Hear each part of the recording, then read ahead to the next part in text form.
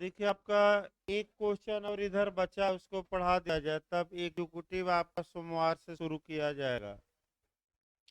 वह जो आपका क्वेश्चन बनता है PIL से यानी कि पब्लिक इंटरेस्ट लिटिगेशन, उसको पढ़ा दिया जाए तब सोमवार को थोड़ा बहुत बचा लिखवाएंगे आपका। PIL से भी आपका बता दिया जाए, एक क्वेश्चन बनने का चांस रहता है। यानी कि PIL को जो कहा जाता है, इंग्लिश में कहा जाता है पब्लिक इंटरेस्ट लिटिगेशन, या इसको हिंदी में तीन चार नाम से जाना जाता है। एक आपका जनहितवाद, या इसको कहा जाता है आपका लोकहितवाद, या सामूहिकवाद, या सामाजिकवाद, सामाजिकवाद भी कहा जाता है, या जनहितकारीवाद। यानी कि जब भी आपका पूछा जाए कि PIL क्या है या जनहितवाद क्या है, तो इसका इंग्लिश में फिर एक बार बता दिया जाए। शॉर्टकट में PIL कहते हैं और फुल फॉर्म है इसका पब्लिक इंटरेस्ट लिटिगेशन। देखिए इसमें आपका क्वेश्चन कैसे बनता है और UPJ में आपका कैसे कैसे क्वेश्चन बना है उसको देखा जाए अच्छे से। इसको आप पढ़िए, मेंस में भी बनता है आपका, प्री में भी। सबसे पहले आपका ये भूमिका देखी जाए। पहला क्वेश्चन जो बना है आपका कि लोकहितवाद की उत्पत्ति कहाँ से हुई।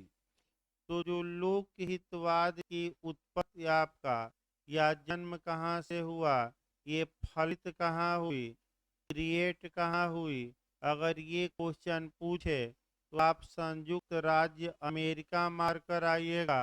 यानी कि लोकहितवाद की उत्पत्ति अमेरिका में हुई, पहले याद रखिएगा।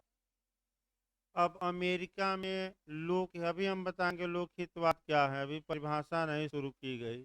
अभी तो आपका उत्पत्ति पहले देखिए, उसके बाद परिभाषा, उसके बाद छोटी छोटी बातें, और तब आपका इसका उद्देश्य क्या है, क्यों ये उत्पन्न हुआ। इसके बाद 7-8 केस भी देखना पड़ेगा हमें, लेकिन एकदम शुरुआती दौर से चला जाए। अमेरिका में हुआ क्या कि अमेरिका में लोगों पर टैक्स लगा दिया गया, यानी कि कर लगा दिया गया। अब इस कर के विरोध में अमेरिका के कुछ अधिवक्ता वहां के न्यायालय में चले गए। ये जो लोगों पर टैक्स लगाया गया है ये गलत है। तो सरकार का ये तर्क था कि भाई टैक्स लोगों पर लगा है, ये अधिवक्ता वर्ग कौन होता है जो ये मुकदमा करे। इसका मतलब ये हुआ कि अधिकार का जो हित प्रभावित हो रहा है, या अधिकार जिसका उल्लंघित हो रहा है, या जिसके अधिकार का वायलेशन हुआ है, वह लोग हैं। और ये वकील वर्ग कौन होता है, जो लोगों की ओर से मुकदमा कर सके। तो अमेरिका के न्यायालय ने ये कहा कि अगर पब्लिक इंटरेस्ट का मामला है, लोकहित का मामला है, तो ऐसी दशा में समाज का कोई भी व्यक्ति सूट फाइल कर सकता है, वाद दायर कर सकता है। अतः अधिवक्ताओं ने जो मुकदमा किया है वह सही है, उसे सुना भी जाएगा और फैसला भी दिया जाएगा। तो इसका मतलब ये हुआ कि जब PIL की शुरुआत कहाँ से होती है, अमेरिका से। यानी कि जिस प्रकार आप लोग टाट में पढ़ते हैं वैकेरियस लाइबिलिटी, करे कोई और भरे कोई और, यानी कि प्रातिनिधिक दायित्व आप पढ़ते हैं कि करे कोई और भरे कोई और। सेम उसी तर्ज पर आपका PIL समझिए। अगर व्यक्तियों के समूह को या लोग को या पब्लिक के अधिकारों का वायलेशन होता है, तो ऐसी दशा में उस पब्लिक में से कोई भी व्यक्ति या समाज की कोई संस्था ऐसे मामलों में मुकदमा दायर कर सकती है, क्योंकि ऐसे मामलों में स्वयं के लिए मुकदमा दायर नहीं किया जाता, यानी कि व्यक्तिगत हित नहीं रहता, बल्कि किसका हित रहता है? आपका पब्लिक हित, यानी कि पब्लिक इंटरेस्ट। अब आपका जो सिद्धांत हमें शुरू करना है वह लोकस स्टेंडाई से उठाना है, यानी कि जो शुरुआत आप करेंगे, जो ये लोकस स्टेंडाई का नियम है, ये इसे हिंदी में कहते हैं अधिस्थिति का नियम, माने शुद्ध हिंदी में। फिर एक बार देखिए, इंग्लिश वर्जन आसान है। लोकस स्टेंडाई, लोकस स्टेंडाई को हिंदी में कहते हैं अधिस्थिति का नियम। तो अधिस्थिति का नियम क्या था, पहले ये समझिए। लोकस स्टेंडाई का मतलब ये था कि जिस व्यक्ति के अधिकार का उल्लंघन हुआ है, केवल और केवल वही व्यक्ति अपने अधिकार की रक्षा के लिए न्यायालय में वाद दायर कर सकता है। इसका मतलब ये हुआ कि अगर एक के अधिकार का उल्लंघन हुआ है, तो एक की ओर से कोई दूसरा व्यक्ति न्यायालय में सूट फाइल नहीं कर सकता। केवल कौन कर सकता है? एक। इसे परंपरागत सुनवाई का नियम भी कहते हैं, इसे अधिस्थिति का नियम भी कहते हैं, इसे लोकस स्टेंडाई का नियम कहते हैं। लेकिन लोकहितवाद इस नियम को शिथिल करके आया, इस नियम को कमजोर किया गया, इस नियम का एक्सेप्शन है। तो अगला क्वेश्चन ये आया कि पब्लिक इंटरेस्ट लिटिगेशन या जो लोकहितवाद है वह किस नियम का अपवाद है, या किस नियम को शिथिल करके लोकहितवाद क्या जन्म हुआ? तो आपका क्या जवाब रहेगा? लोकस स्टेंडाई। लोग फिर एक बार समझिए, दोबारा हम बता रहे हैं तब क्या ये आगे शुरू किया जाएगा। लोकस स्टेंडाई ये सुनवाई का परंपरागत नियम है, जिसके अनुसार केवल और केवल वही व्यक्ति न्यायालय का दरवाजा खटखटा सकता है जिसके अधिकारों का वायलेशन हुआ है। यानी कि अगर एक के अधिकार का उल्लंघन हुआ है तो कौन कोर्ट में जा सकता है? केवल एक। ये कौन सा नियम कहलाएगा?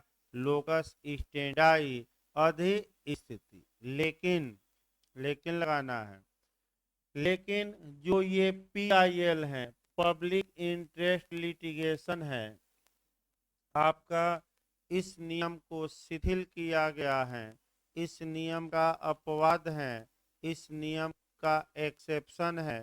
अर्थात लोकहितवाद के मामले में जो जिस व्यक्ति के अधिकार का उल्लंघन हुआ है वह व्यक्ति ही केवल कोर्ट में नहीं जा सकता, बल्कि समाज का कोई भी व्यक्ति ऐसे अधिकार की रक्षा के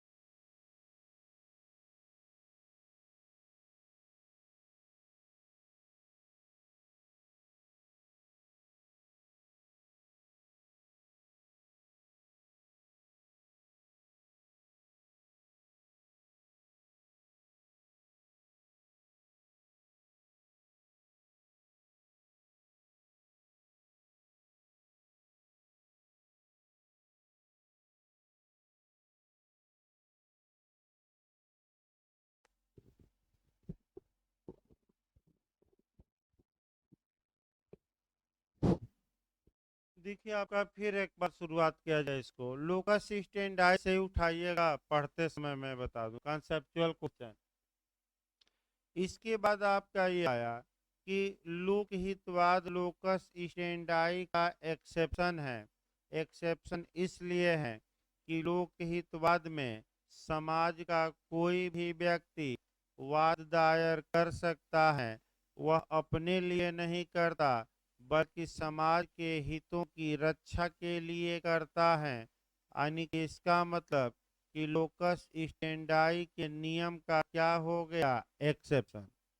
यानी कि इसका मतलब कि आम जनता या किसी समूह के व्यक्तियों के अधिकारों का उल्लंघन हुआ है तो ऐसी दशा में समाज का कोई भी व्यक्ति लोकहितवाद दायर कर सकता है, जनहितवाद दायर कर सकता है।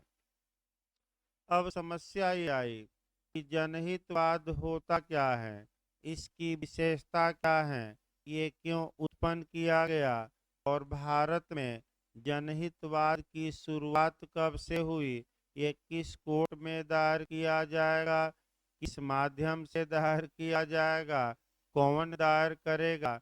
तो पहले छोटी छोटी बातों को बताया जाए। तो ये लोकहितवाद हैं, भारत में केवल दो कोर्ट में ही दायर किया जा सकता है, केवल दो न्यायालयों में ही दायर किया जा सकता है, एक सुप्रीम कोर्ट और दूसरा हाई कोर्ट। अब ये ना कर दिया कि लोअर कोर्ट।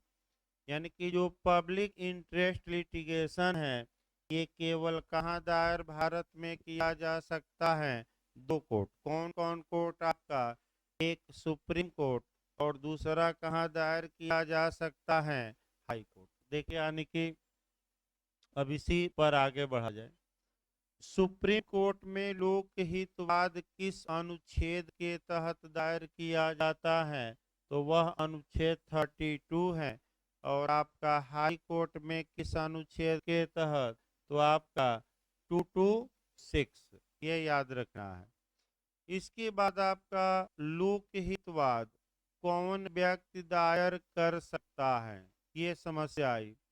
तो चाहे हाई कोर्ट हो या सुप्रीम कोर्ट हो, ये भी आपका क्वेश्चन बन सकता है कि लोकहितवाद या पीआईएल कौन व्यक्ति दायर कर सकता है।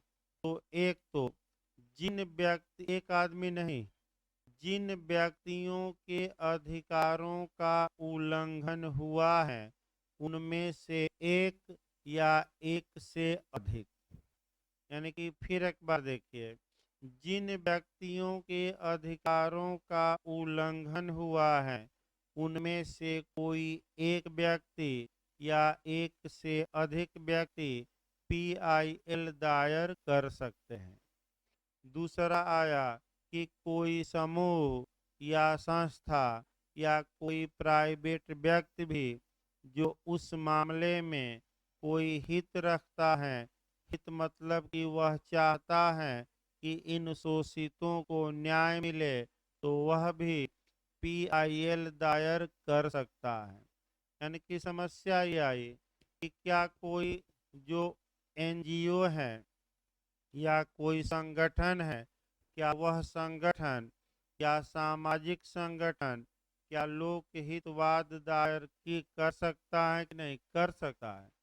यानी कि सामाजिक संगठनों द्वारा भी आपका पीआईएल दायर किया जा सकता है। आप आर्टिकल 21-14 तमाम जगह पढ़ते हैं।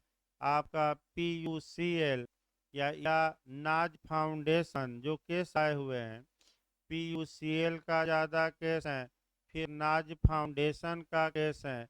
तो ये व्यक्ति नहीं, ये एनजीओ है, सामाजिक संगठन है जो लोकहित के मामले में क्या दायर करते हैं, मुकदमा।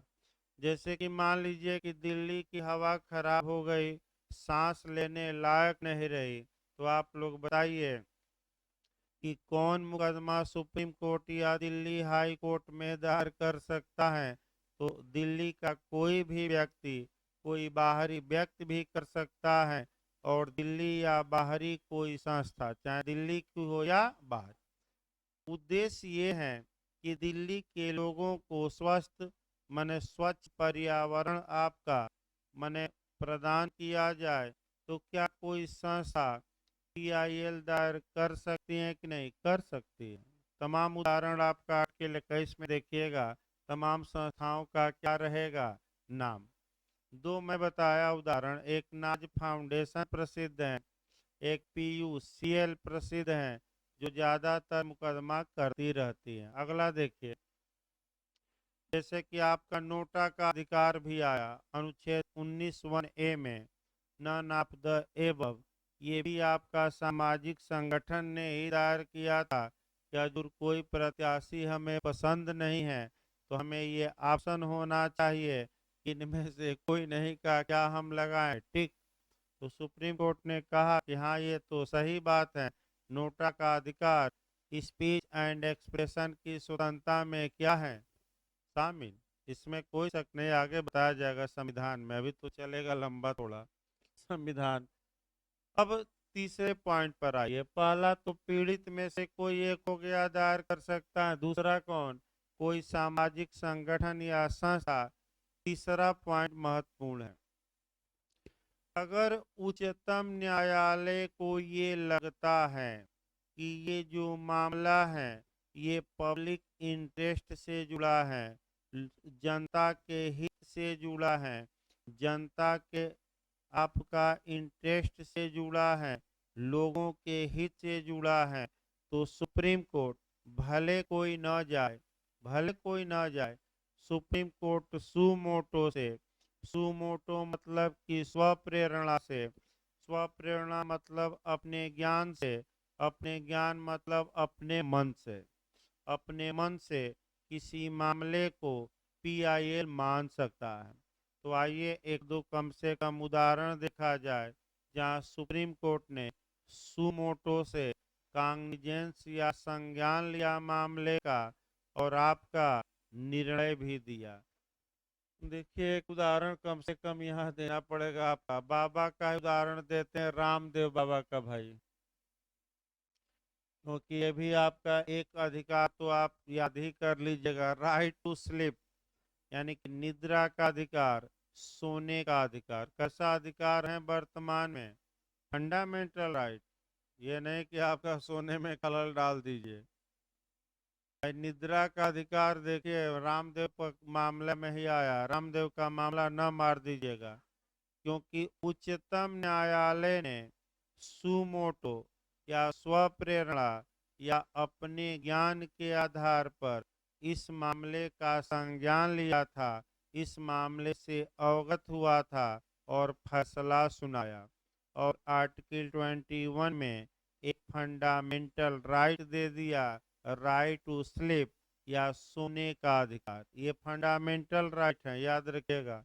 अब इसमें हुआ क्या देखिए, इसको भाई थोड़ा डिटेल में 2-3 मिनट देखिए इस कहानी टाइप का। बाबा रामदेव दिल्ली में धरना प्रदर्शन कर रहे थे समर्थकों के साथ, कांग्रेस की सरकार थी, 12 बजे रात तक परमिशन दी गई थी, फिर सरकार से परमिशन की मांग किए, सरकार ने परमिशन नहीं दी, और हुआ कि आप यहाँ से अपना टेंट फेंट क्या करिए, हटाइए। तब तक आपका 1-2 बजे रात में जाकर पुलिस वाले लठियाए कार्यकर्ताओं को और लठिया कर भगा दिए, आपका कई लोगों को चोट भी लगी, एक महिला बाद में मर भी गई, मैंने चोट के कारण। मुआवजा दिया सरकार ने, वो अलग बात है। फिर आपका बाबा को पकड़ने का पुलिस ने प्रयास किया, इस बाबा को पकड़ लिया जाए, तो बाबा आपका किसी तरह छुपे और सलवार सूट पहनकर चुटिया लगाकर क्या किए, यानी कि रंगा सियार कहा जाता है, यानी कि बाबा रंगा सियार बन गए, चोटी लगा लिए, सलवार सूट पहन लिए और किसी तरह पुलिस के चंगुल से भागे, और सलवार सूट पर ही मीडिया को क्या दिए, इंटरव्यू। और तब जैसे चाणक्य प्रण किया था कि हम नंद वंश को तार तार कर देंगे, तो बाबा ने भी कहा कि हम तार तार कर देंगे कांग्रेस को, और तब तक हरिद्वार नहीं जाएंगे जब तक कि कांग्रेस की सरकार को उखाड़ नहीं फेंकेंगे। तो बाबा का प्रण पूर्ण हुआ, पूरा भाजपा का इन्होंने सपोर्ट किया, फिर प्रचार किया। कांग्रेस की सरकार पीछे पड़ गई उत्तराखंड में और 100 से अधिक मुकदमे, 400-500 मुकदमे इनके पतंजलि कंपनी पर लगा दिए गए, दायर कर दिए गए। ये प्रोडक्ट खराब, ये खराब, इसमें कमी। 400 से अधिक मुकदमे लगभग बाबा पर थे। अब सरकार बनी तो सब मुकदमे क्या हो गए? रिवोक, यानी कि आपका रिवोक हो गए। सीआरपीसी की धारा आपका 321 है। सरकार सक्षम है कि किसी भी मुकदमे को क्या कर ले, वाह।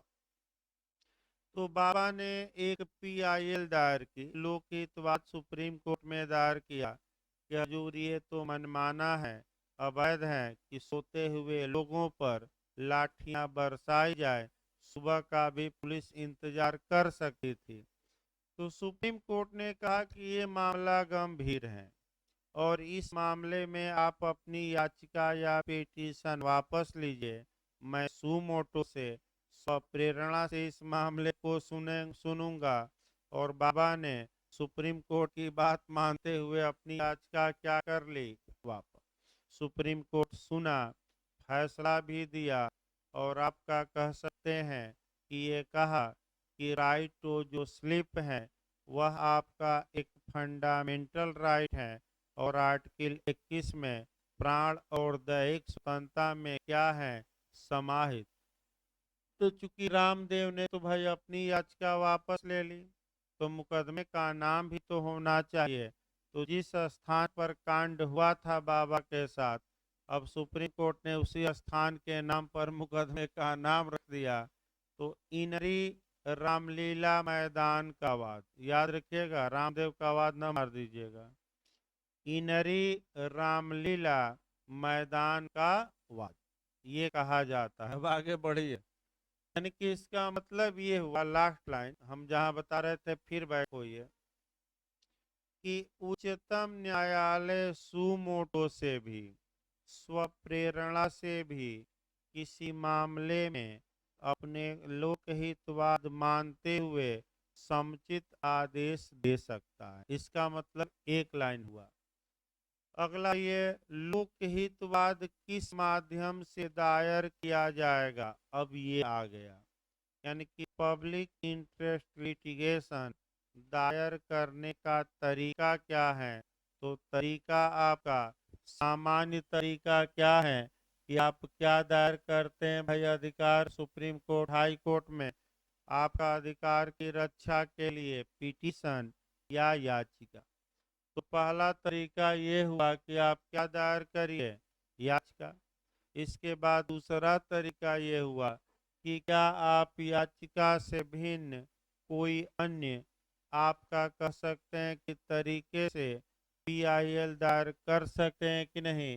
तो दूसरा हम बता दें, पत्र, यानी कि क्या पत्र के माध्यम से लोकहितवाद दायर हो सकता है कि नहीं? हो सकता है।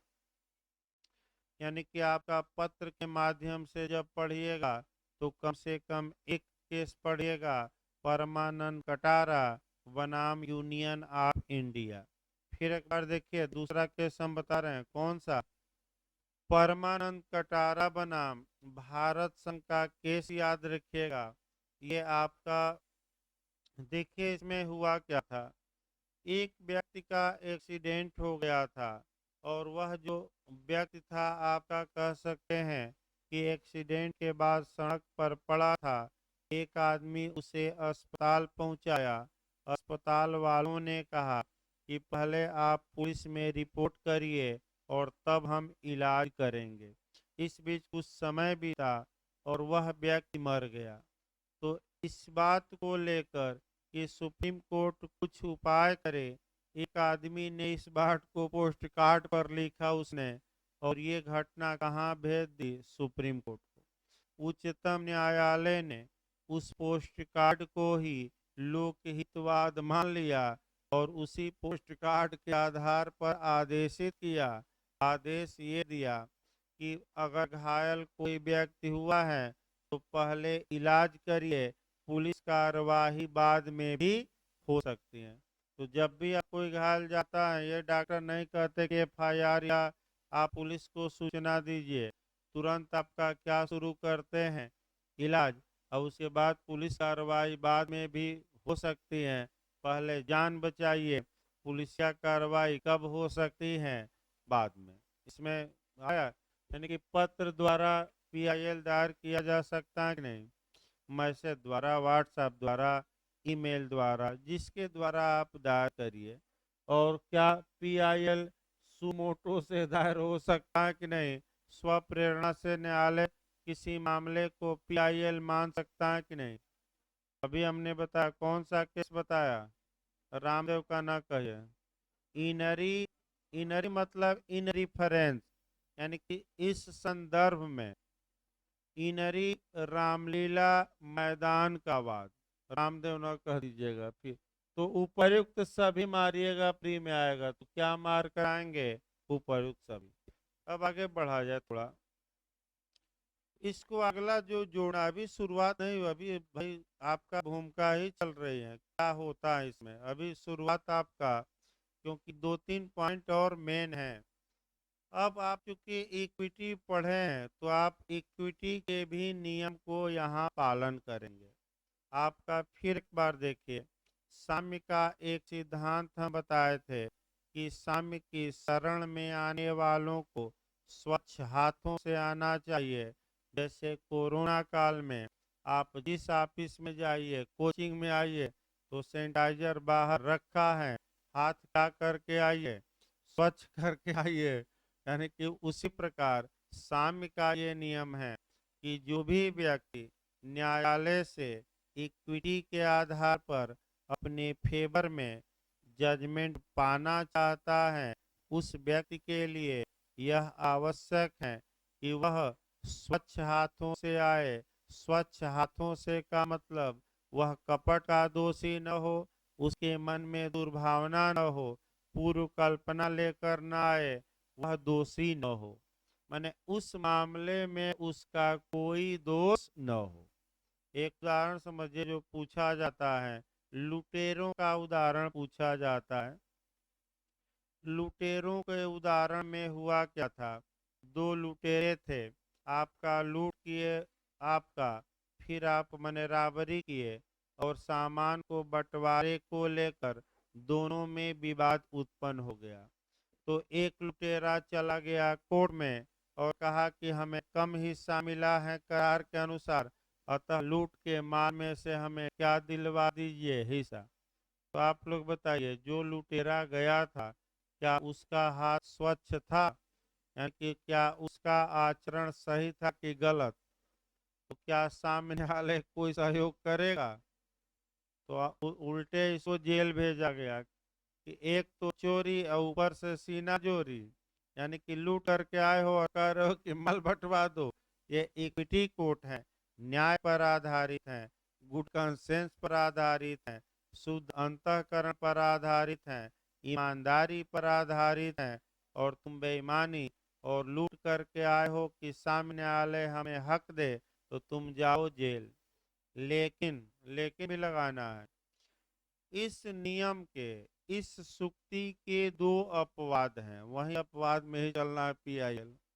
इस नियम के दो अपवाद हैं जहाँ की व्यक्ति में व्यक्ति में दोष है, व्यक्ति गलत किया है, व्यक्ति के मन में दुर्भावना है, फिर भी न्यायालय आपका उसके हक में फैसला सुनाता है। और बिहार में भी पूछा जाता है आपका जे में, जो दो एक्सेप्शन है उसको याद रखिए। पहला, माफी मांग ले, यानी कि अगर किसी व्यक्ति को न्यायालय ने कंटेम्प्ट या अवमान में दंडित किया हो, बेइज्जती के लिए बताया भी गया था, और वह व्यक्ति न्यायालय से माफी मांग ले, तो ऐसी दशा में न्यायालय उसका दोष होते हुए भी क्या करता है, माफ। यानी कि भले उसका हाथ गंदा हो, स्वच्छ न हो, भले उसका आचरण गलत हो, गंदा हाथ माने आचरण गलत, ये नहीं कि हाथ में मिट्टी लगी है, ये नहीं कि मिट्टी, यानी कि भले उसका हाथ क्या हो, गंदा हो, फिर भी न्यायालय उसका सपोर्ट करता है और उसको माफ कर देता है। और दूसरा आपका लोकहितवाद है कि जो व्यक्ति लोकहितवाद दायर कर रहा है, भले वह दोषी हो, भले उसका कंडक्ट गलत हो, क्योंकि लोकहितवाद व्यक्तिगत हित से रिलेटेड नहीं होता, बल्कि किससे होता है? समाज के हित से। किसके फेवर में निर्णय की मांग की जाती है? समाज के। तो जो लोकहितवाद दायर किया है, भले उसकी व्यक्तिगत दुश्मनी हो, फिर भी वह मान्य होगा और मुकदमा चलेगा। एक उदाहरण देखिए, आपका मुरली एस देवड़ा का हम उदाहरण बता रहे हैं। मंत्री भी थे, अब तो भाई एक्सपायर कर गए हैं, सुने होंगे कि मुरली एस देवड़ा बनाम यूनियन ऑफ इंडिया। इस वाद में आपका हुआ क्या कि धूम्रपान कंपनियों से नेता होता पैसा लेते हैं भाई। मैं फिर बता दूं, आपका सरकारें कंपनियों से पैसा लेती हैं। कंपनियां चुनाव के समय क्या देती हैं? पैसा। और जो ये अडानी और रिलायंस अंबानी हैं, ये सब भाजपा को पैसा देती हैं और उस पैसे का कोई रिकॉर्ड नहीं। 1 करोड़ दिया, 1 अरब दिया, 100 करोड़ दिया, और इसके एवज में कंपनियां छूट पाती हैं। तो अडानी इस समय 1 नंबर पर हो गए हैं। आपका पीएम की कृपा से अंदर अंदर, भले ऊपर से ना हो, रोज हमारा पप्पू पप्पू नहीं भाई, फिर शब्द वापस लिया जा रहा है। रोज हमारे राहुल गांधी बोल रहे हैं कि केवल 10-20 लोग ही तरक्की कर रहे हैं देश में और लोग गरीब हो गए। कौन कौन? 2 नाम जरूर लेते हैं, एक अंबानी का और दूसरा अडानी। जो न भी जानता होगा वो भी अडानी और अंबानी को अब क्या किया करेगा। तो अडानी आगे बढ़ गया, क्योंकि अरबों, आपका करोड़ों अरबों का कर्जा आरबीआई ने दिया। कई गवर्नर चले गए, कर्जा नहीं दे रहे थे, इस्तीफा देकर क्या हुए भाई? कर्जा नहीं दे रहे थे, सरकार का प्रेशर था, तो इस्तीफा देकर भाग गए 1-2। तो भाई सरकार है, अपने दम पर चलती है, देख ही रहे हैं। आगे देखिए, इसका मतलब ये हुआ कि लास्ट लाइन ये रहा कि लोकहितवाद में जो व्यक्ति लोकहितवाद दायर करता है, भले उसका दोष हो, फिर भी न्यायालय आपका उसके पक्ष में निर्णय देता है, क्योंकि वह व्यक्तिगत हित के लिए नहीं आया है, बल्कि किसके लिए आया है? सामाजिक। अब अगला ये आया कि आखिर किन मामलों में पीआईएल दायर किया जा सकता है। अब इसके लिए मामले तमाम हैं, 2-3 उदाहरण हम आगे बताते हैं। आपका श्रमिकों के शोषण के मामले में क्या लोकहितवाद दायर किया जा सकता है कि नहीं? किया जा सकता है। पर्यावरण के मामले में किया जा सकता है। किसी व्यक्ति की नियुक्ति के मामले में किया जा सकता है। मान लीजिए एक उदाहरण आइए देखा जाए। मान लीजिए उत्तर प्रदेश लोक सेवा आयोग में किसी मेंबर या अध्यक्ष की नियुक्ति की गई, तो क्या उनकी नियुक्ति को चुनौती लोकहितवाद के माध्यम से दी जा सकती है कि नहीं? दी जा सकती है, क्योंकि उसमें आम जनता या लड़के क्या है? हितबद्ध। एक लड़के का नहीं, तमाम लड़कों का हित है। तो कौन पीआईएल दायर कर सकता है? कोई विद्यार्थी, कोई सामाजिक संगठन, इसमें कोई शक नहीं है। और आपका दायर हुआ भी था और अनिल यादव जी को आपका नियुक्ति रद्द किया गया पीआईएल पर ही। यानी कि कुल मिलाकर पीआईएल नियुक्ति इत्यादि मामले हैं, वो बताए जाएंगे आगे केस के माध्यम से। अब आइए लोकहितवाद की, लोकहितवाद होता क्या है पहले ये समझ लीजिए। इतना यानी कि पूरी कहानी हो गई, लेकिन आपका पीआईएल होता क्या है ये पहले समझिए, तब तो आगे बढ़ा जाए। उत्पत्ति के कारण देखिए, आपका जब आम जनता या व्यक्तियों के किसी समूह के अधिकार का उल्लंघन होता है और ऐसे व्यक्ति किसी कारणवश, चाहे वह निर्धन हो, अशिक्षित हो, शोषित हो, कुचले गए हों, किसी कारणवश अपने अधिकारों की रक्षा के लिए न्यायालय में वाद या याचिका दायर नहीं कर सकते, तो ऐसी दशा में समाज का कोई भी व्यक्ति उनके अधिकारों की रक्षा के लिए याचिका दायर कर सकता है। इसी को एक लाइन में हम क्या कहते हैं, पीआईएल। इसका मतलब ये हुआ कि मान लीजिए भट्ठे पर, यानी कि जो ईंट भट्ठा होता है, भट्ठे पर श्रमिक काम कर रहे हैं, उनका शोषण हो रहा है श्रमिक, तो ऐसी दशा में श्रमिकों में से कोई एक श्रमिक पीआईएल दायर कर दे, लेकिन अपने लिए नहीं केवल करता, किसके लिए करता है, जितने लोग भट्ठे में क्या कर रहे हैं, आपका काम, या कोई सामाजिक संगठन कर दे, या कोई व्यक्ति अन्य कर दे, कोई अधिवक्ता कर दे। भाई कोई अधिवक्ता भी कर सकता है कि लोकहित का मामला है और इसमें न्यायालय उचित फैसला दे। इसका मतलब ये हुआ, फिर एक बार परिभाषा समझिए, माने जब जब आम जनता या व्यक्तियों के किसी समूह के अधिकारों का उल्लंघन होता हो और किसी कारण से वे व्यक्ति अपने अधिकारों की मांग के लिए कोर्ट में नहीं जा सकते, तो ऐसी दशा में समाज का कोई भी व्यक्ति जो उनके मामले में हित रखता है, इंटरेस्ट रखता है, न्यायालय में लोकहितवाद दायर कर सकता है। याद रखिएगा कि हम अपने मन से परिभाषा नहीं दे रहे हैं, हम लीगल तौर पर बताएंगे, केस सहित बताएंगे। ये परिभाषा दी गई जस्टिस पीएन भगवती द्वारा और एसपी गुप्ता बनाम भारत संघ के मामले में, जो पिछली बार अभी 2018 जे में आया था, कि किस केस में 7 जजों की पीठ बैठी थी, तो एसपी गुप्ता। बताया जाएगा डिटेल में क्या हुआ था। अभी शुरू किया जाएगा पीआईएल, क्योंकि 8-10 केस कम से कम क्या करने पड़ेंगे, पढ़ने ही पड़ेंगे, जो मेन मेन केस हैं। अभी केस हम नहीं शुरू किए हैं पूरा। लेकिन अब अगला आपका कारण, उत्पत्ति के कारण क्या है। उत्पत्ति के कारणों को कम से कम मेंस में भी लिखते समय 6-7 कारण तो आपको लिखना ही पड़ेगा। आपका उत्पत्ति का क्या कारण रहा, तो आप उत्पत्ति के कारणों में जब भी पढ़िएगा तो ज्यादातर आप जो कारण खोजिएगा, रीजन खोजिएगा कि क्यों ऐसा सुप्रीम कोर्ट को करना पड़ा, यानी कि क्यों भारत में पीआईएल का जन्म हुआ, कि आपका अधिकार का हनन किसी और का और मुकदमा कोई और करे, तो इसके तमाम कारण हैं।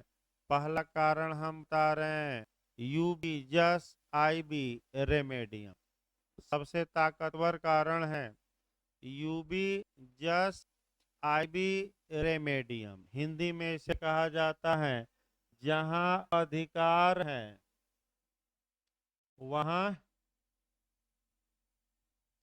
इसको समझिए भाई, आपका 2-4 मिनट एक्स्ट्रा जाकर समझिए, क्योंकि जब एग्जाम का समय रहता है तो कोरिलेशन थोड़ा ज़्यादा करना चाहिए और एक एक शब्दों को बिल्कुल दिमाग में क्लियर रखिए।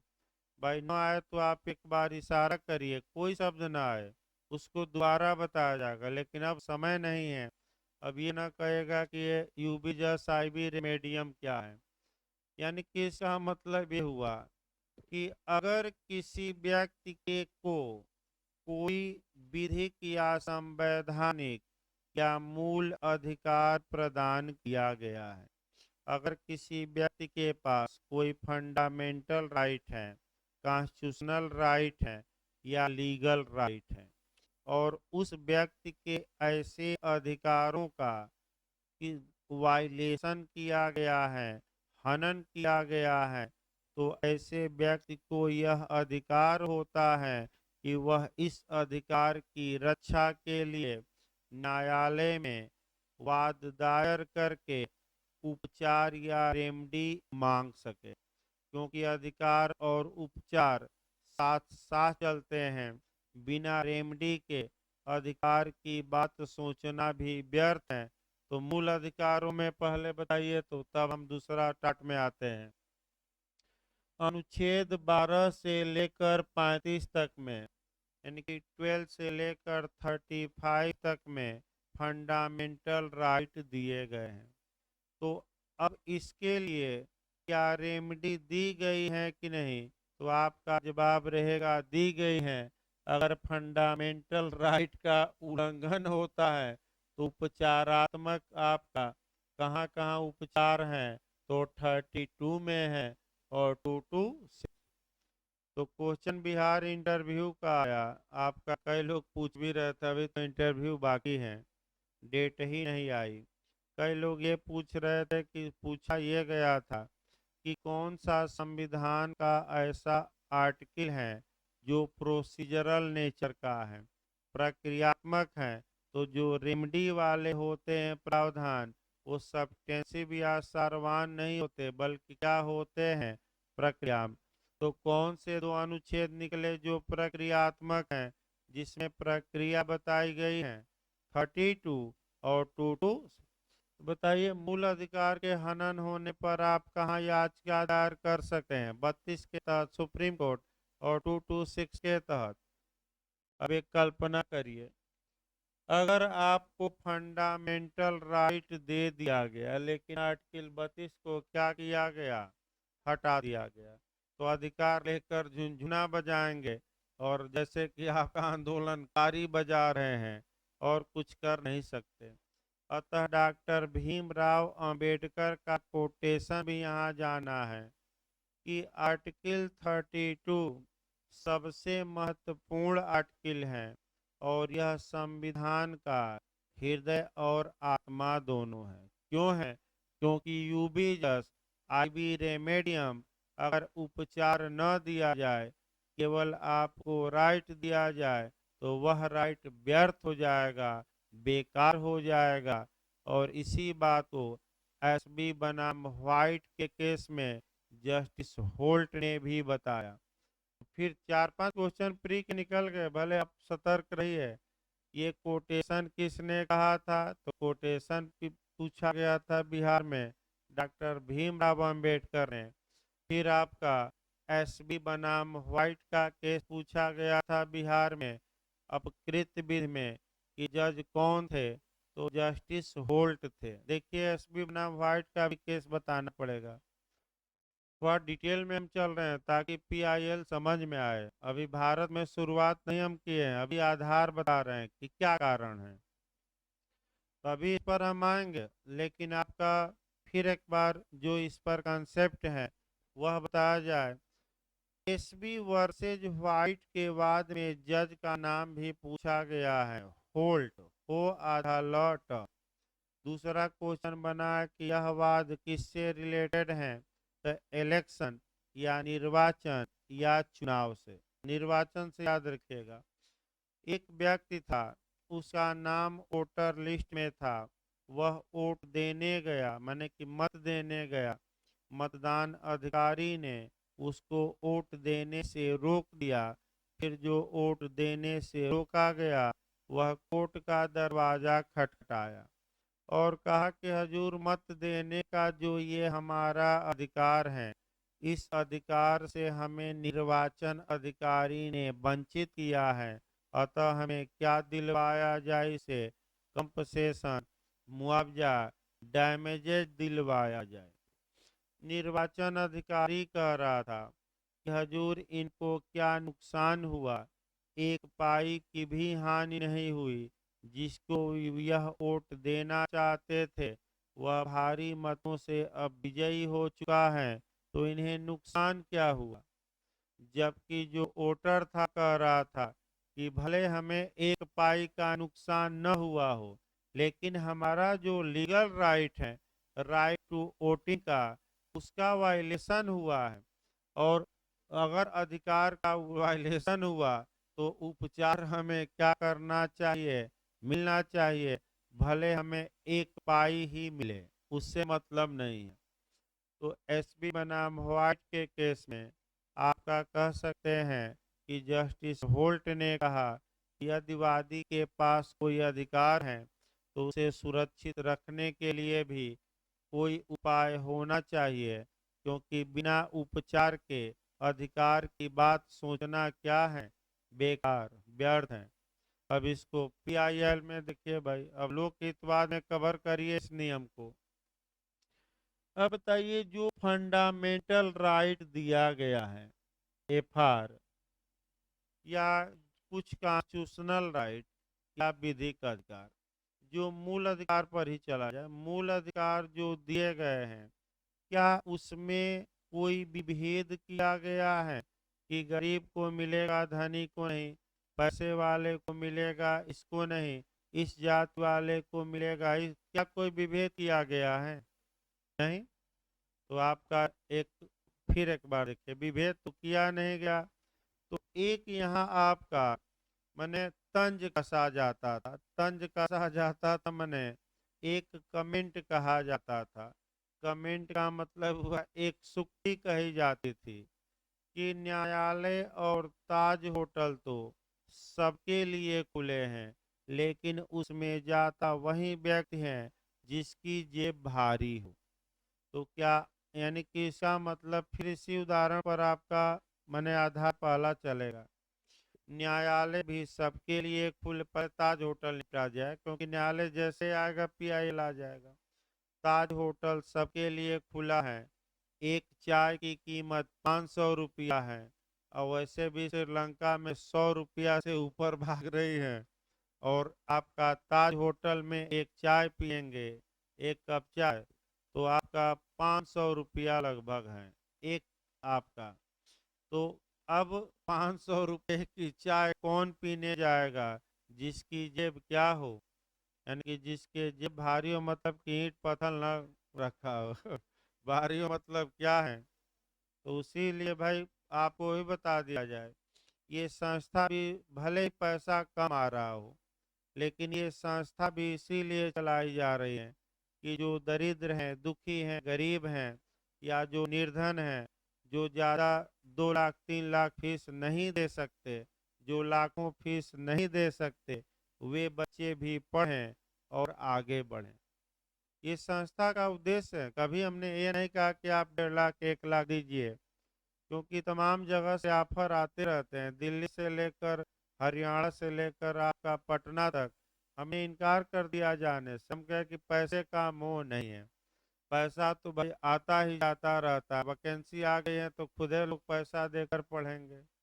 अभी देखिए 5 दिन में जगह नहीं रहेगी शाम वाले बैच में, अभी से आपका लगभग 100 की संख्या हो गई है। वो तो कल तबीयत है और कल 1-2 दिन में भर जाएगा भाई। तो पैसा तो लोग आएंगे तो देंगे ही, थोड़ा 2 पैसा कम देंगे। कौन भाई आपका अरबपति बन जाना है कि उसी से नहीं काम चल रहा है? तो भाई ऑनलाइन चल ही रहा है, ऑनलाइन में हजारों कई हजार लोग हैं, पैसा दे ही रहे हैं, तभी तो भाई मकान जमीन इत्यादि खरीदा जा रहा है ऑफलाइन वाले भले थोड़ा कम दें, ऑनलाइन वाले तो जब तक जो देंगे नहीं तब तक जोड़ा ही नहीं जाएगा। ऑफलाइन वाले भले 2 4 5 दिन ट्रायल ले लें, ऑनलाइन में कहाँ ट्रायल है? तो फिर एक बार देखिए, इसको आगे बढ़ाया जाए। इस कहावत को भाई अच्छे से समझिए, बहुत इंटरव्यू में पूछा जाता है। अभी लास्ट में हम बताएंगे रिप्रेजेंटेटिव सूट और पीआईएल में अंतर, जो इंटरव्यू का क्वेश्चन है। लेकिन पहले यहाँ देखिए, यानी कि क्या जिसकी जेब में पैसा नहीं है वह चाय नहीं पी सकता, ये समस्या है। उसी प्रकार तंज ये भी कसा जाता था कि न्यायालय तो सबके लिए खुले हैं, लेकिन न्याय वही पा पाता है जिसके पास पैसा है। यानी कि इसका अच्छा उदाहरण आपका सलमान खान का भी देख सकते हैं, जिसके पास पैसा नहीं है, डेट पर डेट, डेट पर डेट, और जिसके पैसा है, एक दिन में जमानत, एक दिन में अपील, एक दिन में सुनवाई। यानी कि सलमान खान को उसी दिन निचले न्यायालय ने सजा दिया, उसी दिन अपील हाई कोर्ट में हो गई, और शाम तक सुनवाई, और तुरंत जमानत भी हो गई। तो कई लोग आपत्ति किए कि एक आम आदमी की सोचिए, जेल हो जाए तो महीनों वो कहाँ रहेगा जेल में, तब नंबर आएगा। और इनमें आपका इतने तेजी से सिस्टम काम किया कि एक ही दिन में सजा भी, और हाई कोर्ट से क्या हो गई। तो वकीलों का तिकड़मबाजी है, अपना दिए होंगे कुछ ज्यादा ज्यादा पैसा, वो तो भाई पैसा फेंकिए। तो फिर अब ये समस्या है कि जो हमारे फंडामेंटल राइट दिए गए हैं, जब उसमें कोई विभेद या डिफरेंस नहीं किया गया है, तो अगर हम मूल अधिकारों का उल्लंघन होता है, तो उपचार में भी कोई विभेद नहीं होना चाहिए। तो जिन व्यक्तियों को मूल अधिकार दिए गए हैं, सबको दिए गए हैं, और उन्हीं में से कुछ व्यक्ति निर्धनता के कारण, अज्ञानता के कारण, शोषित होने के कारण, गरीबी के कारण, या आपका इत्यादि कारणों से उनके मूल अधिकार का हनन तो हो रहा था, लेकिन वह क्या नहीं पा रहे थे? उपचार। तो सुप्रीम कोर्ट ने ये कहा कि आर्टिकल 14 में तो राइट टू इक्वलिटी है, समता का अधिकार है। तो बड़े लोगों के मूल अधिकार का हनन हो तो वह पैसा देकर कोर्ट पहुंचे, और ये जो गरीब दुखी हैं, ये तो कोर्ट जा ही नहीं सकते, क्योंकि इनके पास क्या नहीं है? पैसा। तो इन्हें भी तो न्याय मिलना चाहिए। अतः हम एक सिस्टम बनाते हैं, लोकहितवाद। तो लोकहितवाद का मतलब हुआ इन शोषितों, अशिक्षितों की ओर से समाज का कौन जा सकता है कोर्ट में? कोई व्यक्ति। क्या दिलवाने इनको? न्याय।